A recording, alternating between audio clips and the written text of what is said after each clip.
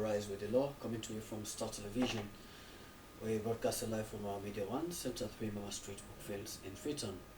My name is Abdul Rahman Kamara. The Ministry of Lands, Housing and Environment is in the process of popularizing the draft model bill on land, aimed at promoting transparency and accountability and the management of natural resources, decentralized land management and administration to be effective and transparent. The model bill have been widely consulted on at regional level, including ministries, departments and agencies, CSOs, development partners, local authorities, and a host of other people that will provide a platform for a broader and inclusive national consultation on the Model Land Commission and Customary Rights Bill. To talk more on these, I have with me in the studio the Director Namati, Lason Peter Conte. Welcome to the program. Thank you so much, Raman. It's good to be back. We're pretty much aware that the National Land Policy was adopted in 2015. What has happened to land reform in Sierra Leone since then? I mean, that's a very interesting question because indeed, in 2015, the land policy was approved by Cabinet, and there was great hope that indeed, for the very first time in our history, we're going to take steps to reform the very chaotic land administration system that we have in the country. And so that was a step in the right direction. But since then, the truth is that not much had happened. And so we had a very beautifully written land policy which government had adopted and which was going to cost some $60 million to implement over a decade, sitting somewhere and without any movement at all. And that was a concern for us because here we had an opportunity to change very old laws, centuries old laws, to bring those laws in line with modern trends and the current realities in the country. But then nothing much was happening on land reform implementation since 2015. Partly because the resources were not there. And so when you look, when I looked at budgets ever since 2015, the amount of funding that the Ministry of Finance and Parliament would approve for land reform implementation was insignificant, and so you couldn't do anything at all with those resources. And there was always a need for development partners to help us to kickstart the process. Is it about resources, or is it about a political will to implement some policies bordering on land tenure that perhaps could help to sanitize the land sector? I would say it's a question of both and more issues. So quite frankly, the land policy is a very, I would say, more than interesting document. It's been billed as one of the most progressive on the continent and in the world, in fact. And so the policies, provisions definitely would lead to some shaking within systems, some movements, some restructuring would take place.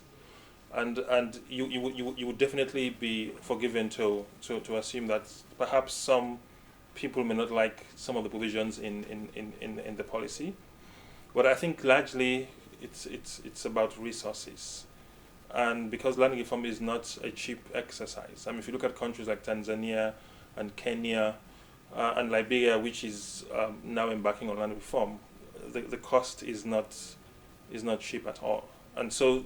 The political will mostly has to be seen in how much resources put into implementing a land reform, and we've not seen much of that at all since 2015.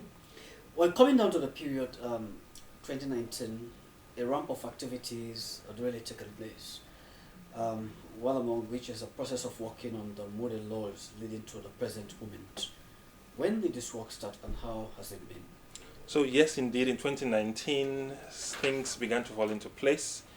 The government basically ramped up efforts on land reform implementation. So we had the policy, and the basic steps towards implementing land reform would include having a policy and then translating that policy into a number of laws. and then applying those laws. Those laws would create institutions. Those laws would protect rights and ensure that things would move forward. And so around September, October 2019, the Ministry of Lands, in partnership with the World Bank and other development partners, announced that they were going to move forward with the beginnings of land reform implementation. And they came up with an announcement for people to apply to develop two model laws. So they were going to start off with the Land Commission model law, as well as a customary land rights model law. And in October 2019, myself and a colleague who also works on the MATI engaged with the ministry, and we got the nod from them to begin to work on these two model laws in accordance with the policy provisions. And it was great news, because for the first time we were now taking active steps towards translating the policy provisions into legal provisions and laying the foundation for what is to come. So from October, even though it was a very tight schedule, we have worked on, one, the Land Commission model law, and the other is the customary land rights model law. Now, basically, the Land Commission model law is geared towards changing the system of land administration that we have in the country right now, and bringing in a more robust system. Perceived to be chaotic? Absolutely. In our land administration systems in the country, across both the formal and customary systems.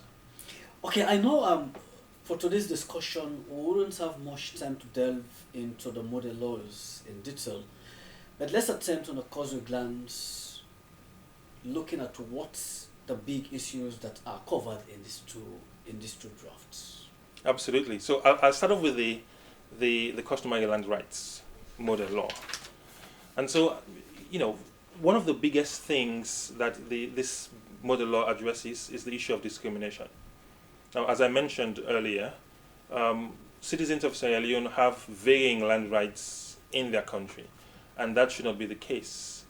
And this customary land rights model law is going to address that one thorny issue. So one of the things that you would find in that model law would be provisions that eliminate that discrimination, especially against non-natives who are citizens of this country. So that is going to be completely eliminated, and we would have citizens of Sierra Leone being able to acquire land anywhere in the country. So that is one major issue that would be addressed in this model law.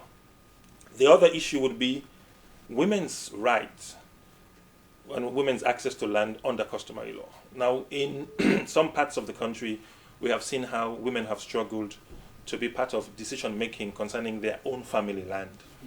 And in some places you go to, they tell you, land issues are not women's issues. So it's only men who are allowed, who have the right to talk about land issues, land transactions, land exchanges and all. And so this customary land rights model law is going to change that as well. It's going to eliminate that discrimination, and it's going to give women equal voice and rights and access to land issues across all customary law systems. So that will be another major thing that is addressed in the model customary land rights Any law. anticipation of this particular clause meeting some stiffer resistance from our how will I put it? Local natives. Vested interest. So you would definitely expect interests to come up against changes.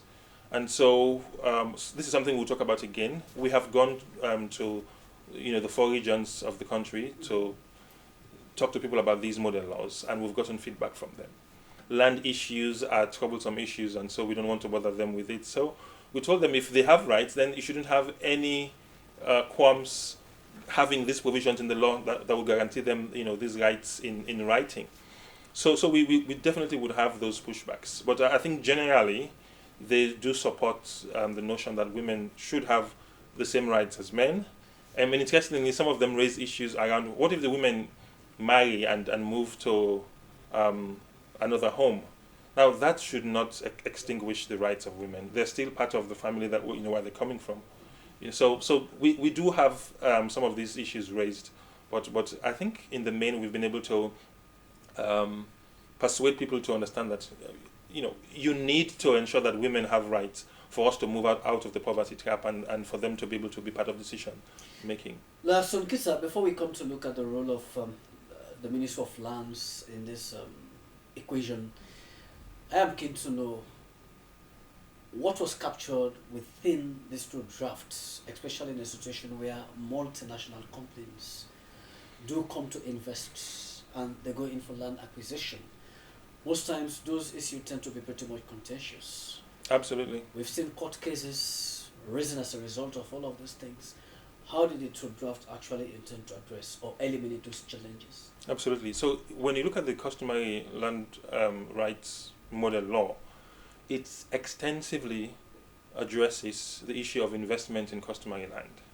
I think for the first time in the history of Sierra Leone, we do have a lot of detailed provisions that would regulate investment in the country. Now, people want investment in the country. We've been talking about, how we've been blessed with natural resources and all.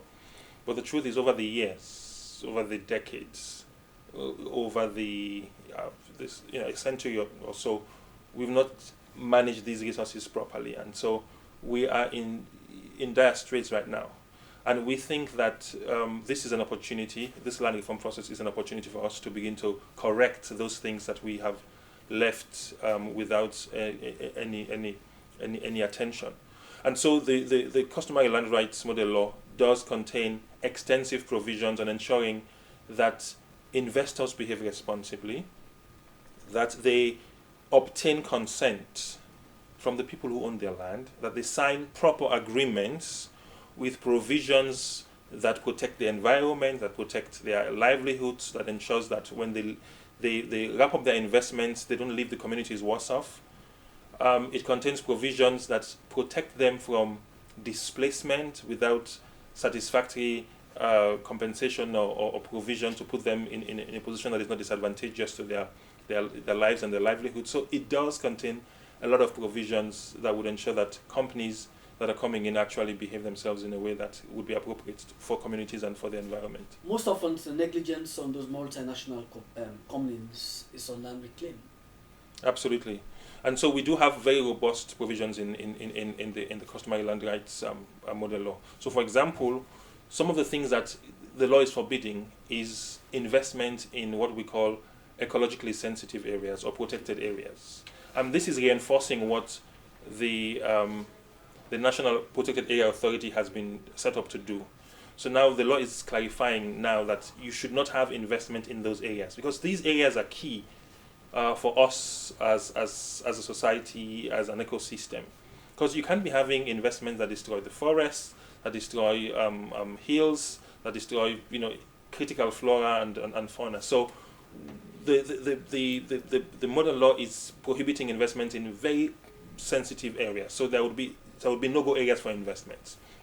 And then it contains very robust provisions on sanctions, that if someone goes in and destroys a sensitive area, it's not about simply paying money. No, you have to restore that area back to its original state. So this would act as an incentive not to even go into those areas in the first place.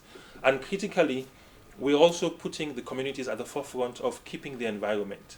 Because in the past, we've been trying to manage and protect the environment from Freetown, from the center, and it has not worked quite well. Forgetting about the people who live there, who understand what it means to have a forest going, who understand what it means to continue to have rivers flowing with fish in those rivers. And so this particular model law is going to put communities at the center of protecting the environment and making sure that companies that are coming in to invest really behave themselves and behave in accordance with what is in those laws, hopefully, when they are passed. On the role of the ministry in all of these? So, the interesting thing is the ministry has been quite supportive. They have been leading the whole process. And it's not an easy process for them because when you look at the Land Commission Bill, what essentially it's saying is we're creating new structures that would be responsible for sanitizing the whole land administration system. And so the ministry's role would now be mostly on policy advocacy and policy making and oversight. And so it's not easy as well for them as an institution, but they have been supportive. The minister, the permanent secretary, a lot of the senior government officials of the Ministry of Lands have been part of the consultation processes that we have embarked on in the provinces.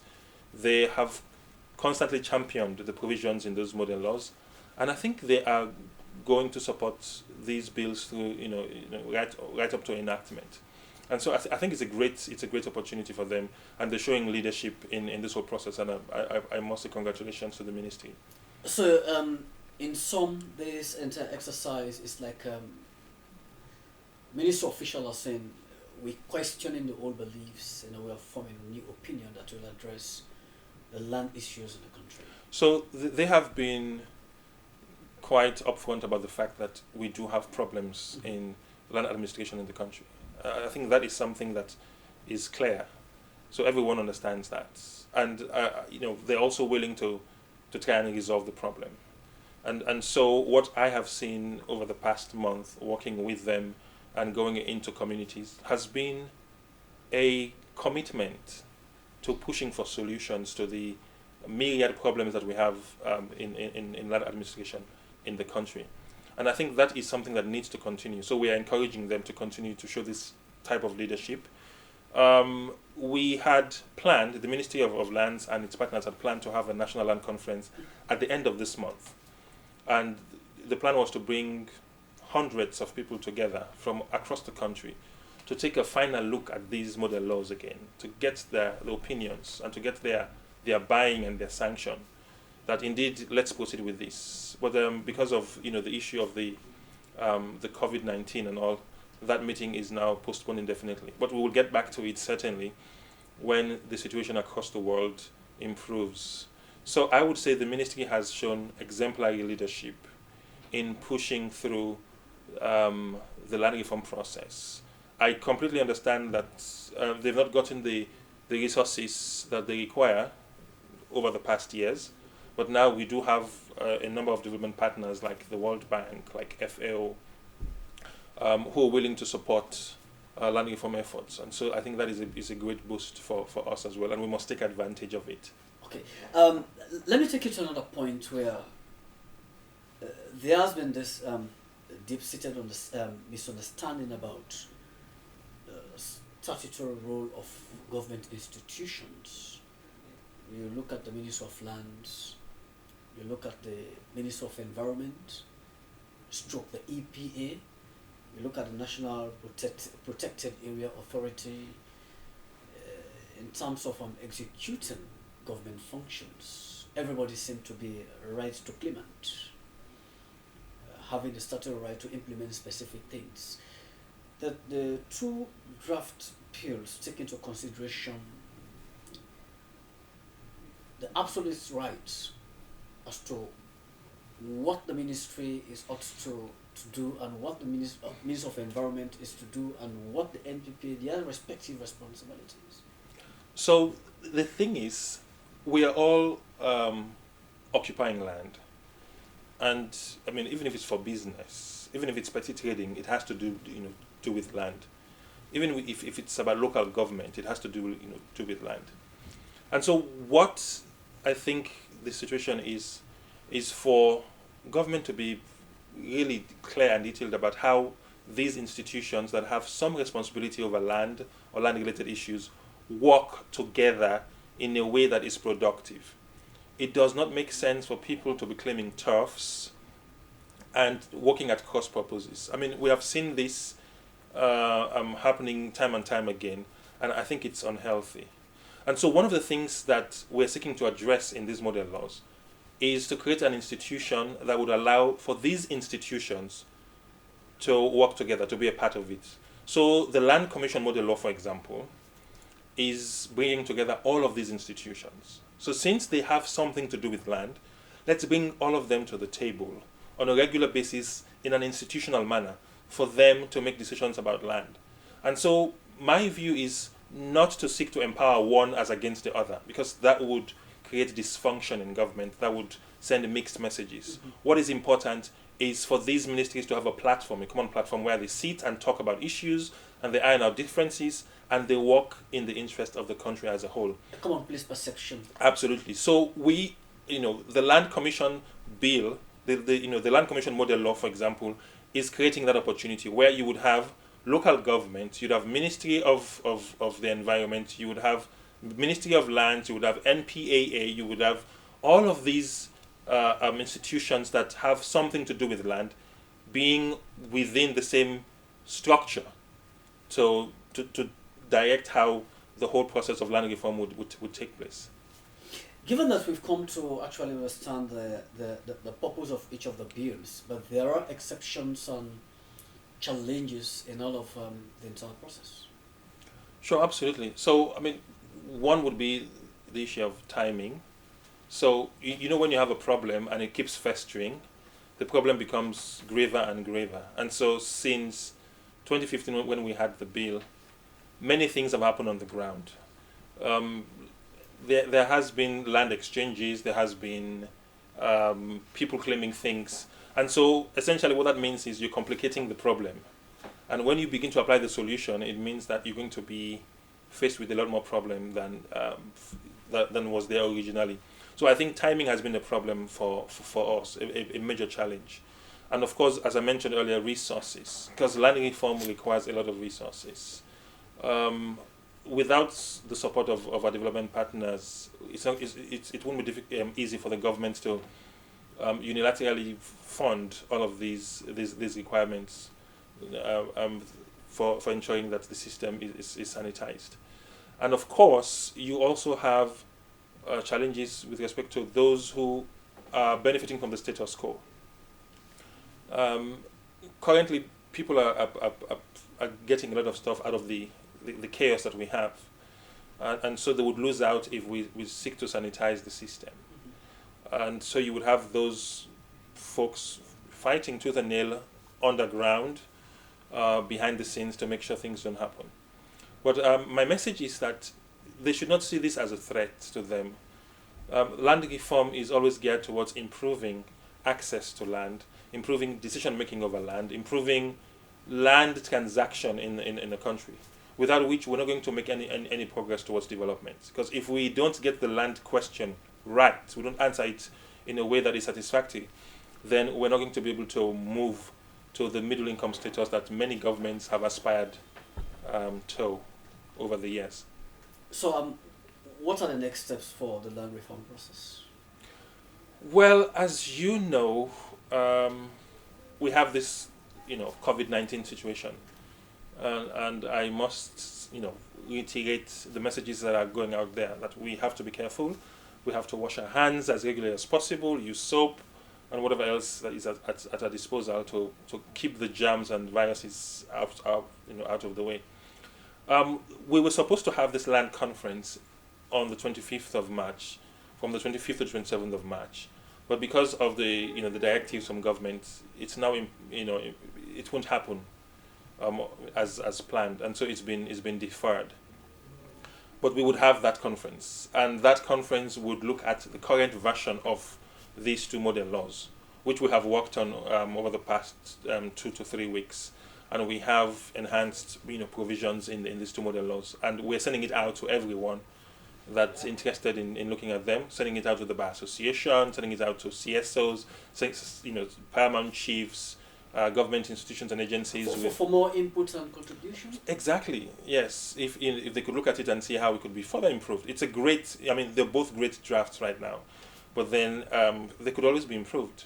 And so we'd like people to be part of the process. Even if you don't have anything to add to it, just reading it and knowing what is planned is important, so that once they become law, once they're enacted by Parliament, they wouldn't be strange documents to us. So we're going to disseminate these as widely as possible. We're going to try and make shorter versions of them as well.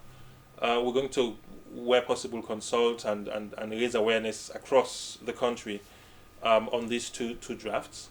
And then we wait until the health situation improves across the world, because we would definitely have this land conference. It's just been deferred because of the health situation across the the world and in our country.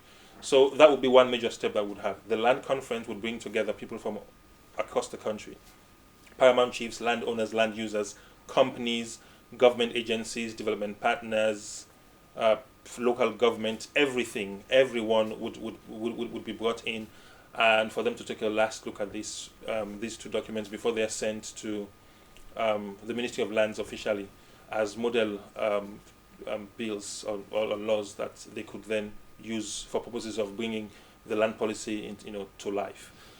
I'm sure you wouldn't want the faintest description coming from colleagues to have said the document is a very fine document, but it ought to have been better at the end of the exercise. Absolutely. So that's why it's important to consult, to ensure that people participate. And quite frankly, people had interesting things to make, interesting additions to make, interesting suggestions to make. When we went through the 4 consultations up country, there were so many interesting ideas that came in, and we have reflected those ideas in the current draft. And so already it has benefited from the input of people from the north, the south, the northwest, and the east. So we're confident that we're getting there. Absolutely. There was this cry by many people to have our land system, the tenureship of our land to be digitalized. Yes. Through a cadastral form. I don't know. Interesting. This has been captured in all of so now you're provoking me to into getting into the details. I mean, we would discuss the details of these 2 bills over the next several weeks. Exactly. Yes, indeed. But absolutely, there is provision in the Land Commission Bill for the title registry to be digitalized. Okay. Because definitely we all are using smartphones now. How would that help to sanitize? I mean, for one, it will bring about transparency. So it's not about trying to look for, papers in some office. I mean, everything would be up front, everything would be up there, everything would be online. You can have access to it if you're interested in it.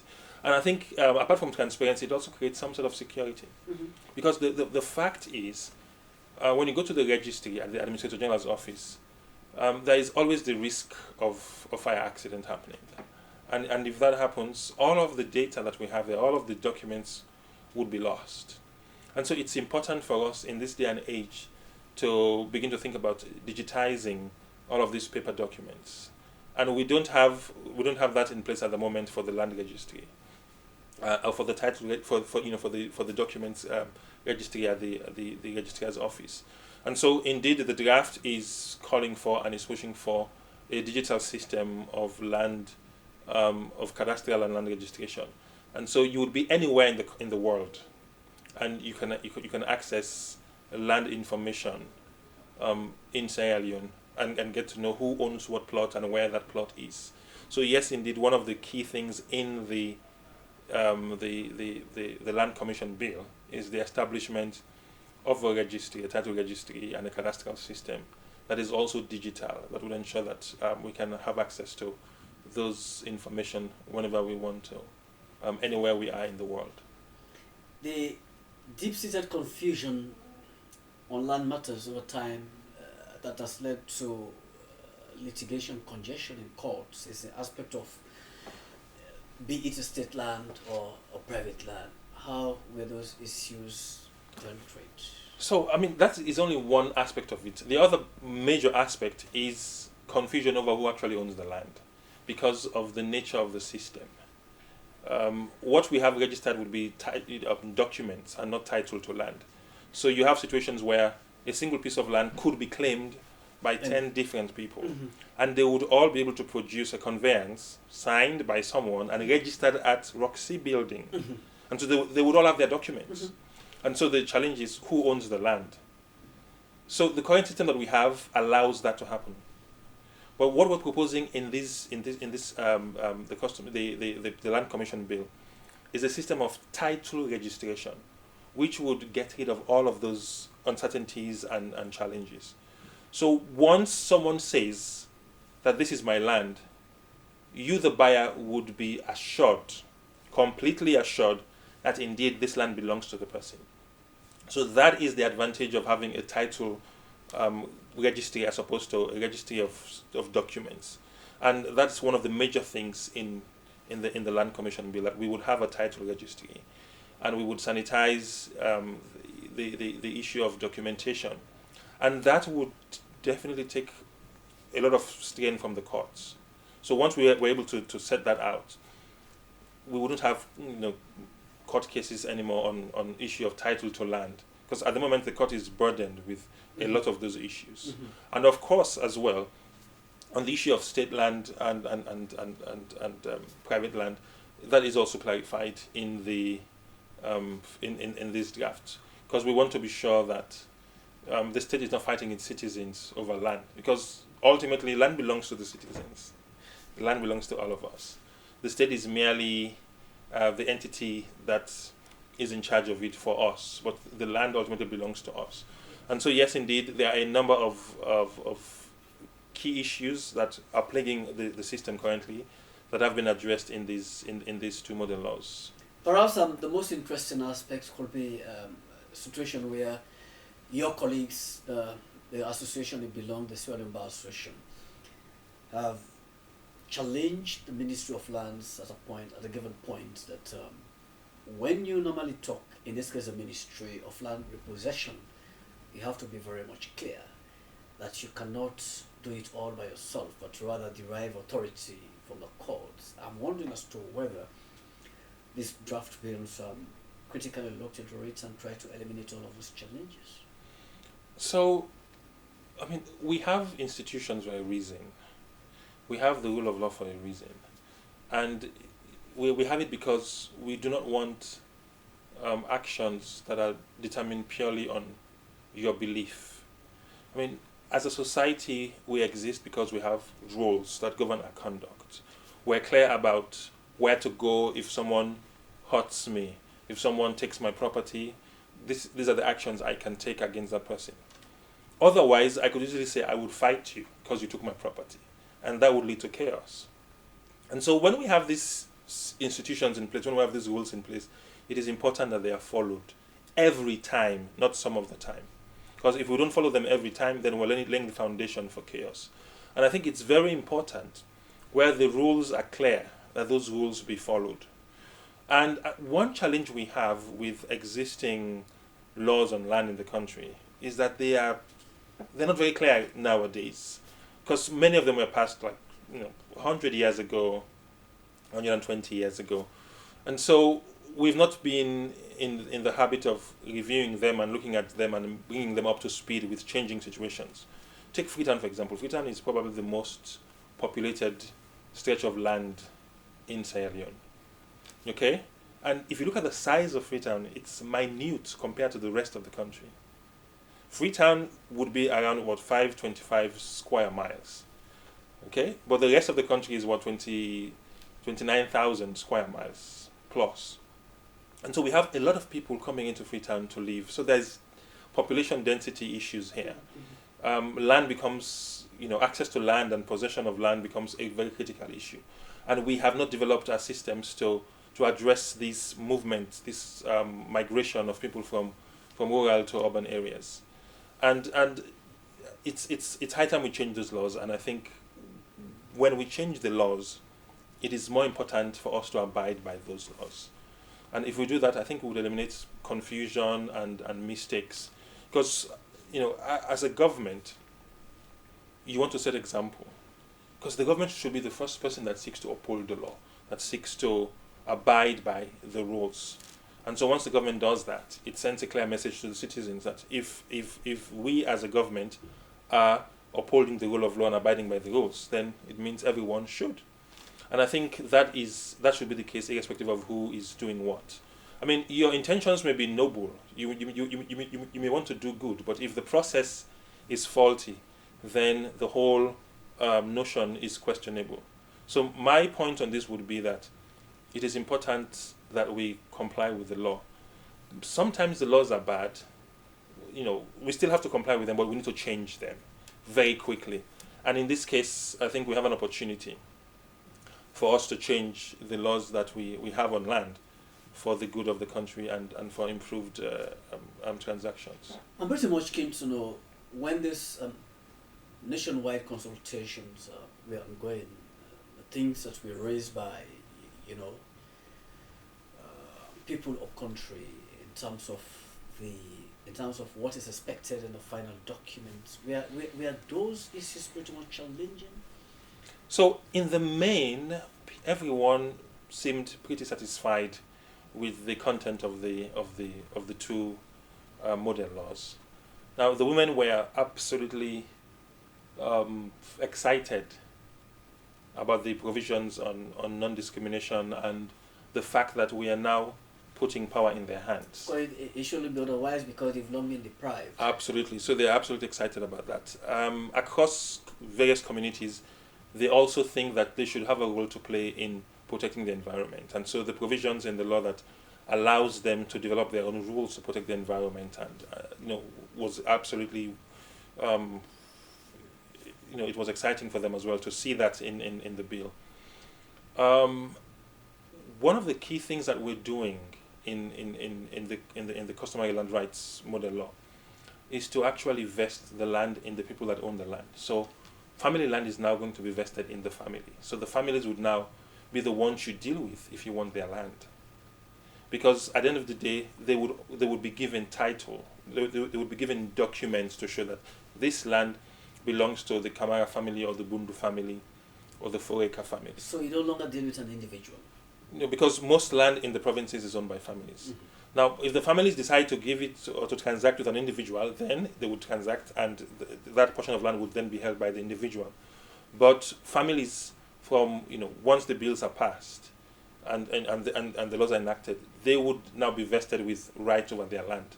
The current situation is that the Chiefdom Council has some sort of trusteeship responsibility over land, and that has created all kinds of problems, from lack of consultation and lack of consent of family members to transactions without their knowledge and things like that. So now the families would be in the driving seat, and if you want their land, you have to go and deal with them directly, and they would have documentary title to show that this is my land and this is the full extent of my land, of our land as a family, and we can then make decisions about what happens to the land. So the bills, the model laws also contain a number of provisions to make sure that when a family decides, it's not just one person or just the men deciding. Everyone within the family that is capable, including the men and women, would be able to decide. So those were provisions that were, accepted. Now, we had a number of issues from chiefs because they were concerned that vesting title, title to family land within the family would leave them like in the wilderness, that they wouldn't have much of a role to play. But we're clear, that the chiefs continue to have a role to play in the institutions that are being set up in these two model laws within communities. But that is not in any way taking away from the rights of family. Because if you own something, then it has to be vested in you. You can't own something and then it's vested in someone else. It has to be, you have to be able to deal with it as you want to. And that is something that we have, that's a message we have sent out across, and I think it's being accepted. The families absolutely want that because they do think that it's high time that they take full control of their rights to customary, I would imagine issues that has preoccupied the minds of many people or countries, where situations, a piece of land was bequeathed to a member of the family in the absence of a conveyance. For instance, you have family A, the father intends to bequeath a piece of land to Lasun Kitakonte without a conveyance. And immediately after that, the father passes away, someone somewhere will come with a conveyance to say, this piece of land belongs to me. So there's a right of claimant. maybe he doesn't have a conveyance, but there are parole evidence So yeah. to actually ascertain the reality of his claim that indeed I was a witness when this land was bequeathed to Mr. X. Yeah. So how were those issues being dealt with? So the interesting thing about land up country is that most times you don't have documentary evidence to show title because it's under customary tenure. Okay. And it's unwritten. Customary law is unwritten. And what we're seeking to change, in addition to the systems in the country, is to change that. The fact that many families don't have any documentary evidence of their title. It's always parole. It's oral tradition. And so these bills are going to change that. These model laws are going to change that. So for the first time, families would have documents to show the full extent of their land and their rights. And so it would eliminate the issue of stories. And this is something we've come across a number of times up country. And it's mostly prevalent in areas where or institutions where there's been a pledge of land. So for example, one family pledges land to another. And this happened maybe 70, 80 or 90 years ago. And all the parties to that arrangement are dead. And everything is lost in time. And so how do you deal with that? How do you deal with that situation where the people who are now in existence only had stories of what happened 100 years ago? And these are concerns and these are issues that have arisen within communities. And in part, this bill, this model law, the customary land rights law, is going to solve that because we're going to be able to document all of those kinds of arrangements. So if someone pledges land to you, family pledges land to you, we would have some simple, not very complicated instrument, but some simple agreement that sets out what those terms are, and it will be kept within the new systems that we're creating at the district level.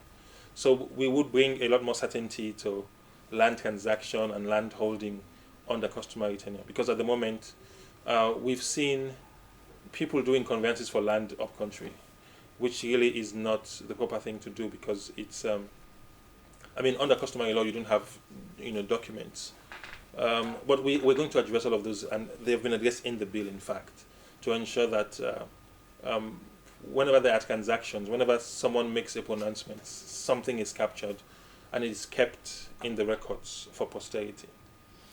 Conclusively, on two fronts, Lasonkeita, we anticipate having a very fine document at the end of the day that will eliminate all of those seeming challenges now. Will this also address and bring joy or restore joy to especially the crews for which over the years they seem to be claiming to have been discriminated, not having the opportunity to own land up country? Oh yes, absolutely. It would create a one country, one people situation, absolutely. With a new direction. At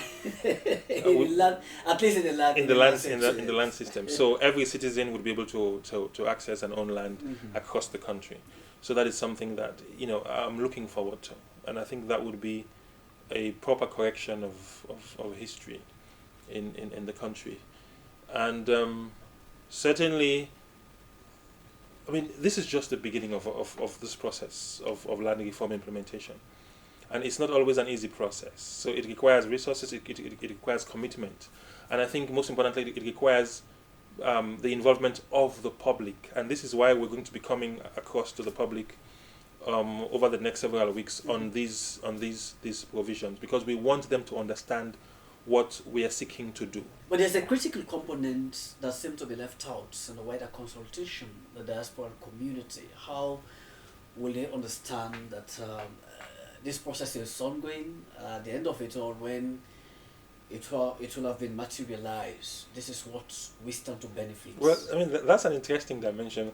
I'll discuss with the Ministry of Lands on how to include the diaspora voice into this. But certainly programs like this that go online and people view from across the world would be helpful. Absolutely. And similarly, going into communities as well and discussing in their own languages what these model laws aim to achieve would also be critical. And we're also going to be doing these things once the health situation in the country, across the world also stabilizes, and we're able to move in full strength. But then, as I said, it's critical that the public understands these bold changes that we're proposing as a country. So this is not just the Ministry of Lands or the government taking these steps. This is the entire country now saying, we're tired with the situation with our land systems in the country. We're tired of investing in land and then not, having the land taken away from you after you put your investment into it. Mm-hmm. We want sanity in this system, because if we don't have sanity in the land system, we're not making progress at all on any front. And so it's the business of the public to be interested in this, and we want them to follow all of these discussions and make their inputs in due time. Excuse me, sir, if I seem a little bit fidgety by letting you to understand that issues bordering on the land policy that gives you the leverage that once you've been given a piece of land, if you fail to develop that parcel of land for a period of 3 years, you stand to lose a particular land. How did the law actually capture that? So, the interesting thing is, when you own your property, you can develop rules on how you can let others into that property. And so if government says that with respect to state land, this is our land, okay, we want to ensure that it is widely distributed for development purposes. You want to have rules in place to ensure that if you give someone who claims that they want to develop the land, they must be able to develop the land within a certain period of time. Otherwise, you would be depriving others and the country as a whole from development. So it's not unfair to set those kinds of conditions. That if you're coming to me to say you want to build a house on this land, so you need to make it available to me, you have to do that within a period of time. And I think 3 years is a reasonable period of time for you to start doing your work on the land. And I think one of the key things we want to address is the issue of equitable access to land for everyone. We have enough land in the country for everyone to be able to own a piece. But if we don't deal with the issue of land administration and the system surrounding it, we won't give people the economic empowerment to be able to do that. Government is not going to build houses for everyone, but government can create the enabling environment for people to be economically empowered, to own their own businesses, to run their own businesses, and to use the proceeds from those to build a 2-room or 3-room apartment anywhere they want to. And I think this is part of this long journey that we're now taking. And this journey does not end with either these two model laws or having a land commission, a land conference. It's going to be something that will live with us for the next 20 or 30 years. This reform process is a long-haul process. And so everyone is required to join, because otherwise your voices will not be in it, and we will be deprived of your unique inputs that you could bring to the process. That's on Kita Konsa. I know we will have time over the next several weeks to delve into the model laws in details. We don't seem to be having much time left in the studio. Perhaps what will be your closing in all of this? So my closing would be, let's try and stay safe as a nation. In the face of this very terrible health menace that we're facing, let's try and keep it out and prevent deaths, because everyone's life is important. And let's also join in the development of the country and help to address the issues facing the land systems. We have taken the first steps, but then these are just baby steps. We will require everyone's inputs to make sure that we succeed as a nation, because our land is our life, our land is our future, our land is everything, and so we all have a stake in this, and we must do it as a people. Here's Sonkita Konta, Director Namati. I want to thank you so very much for honoring this invitation, being part of this program today. Looking forward to having you in subsequent editions. Thanks for having me, Rama. To actually strengthen the education on the significance of these two draft bills. Thank you. Till then, my name is Abdul Rahman Kamal. This is how I do the content into this edition of the program, Familiarise with the Law. Have a great day.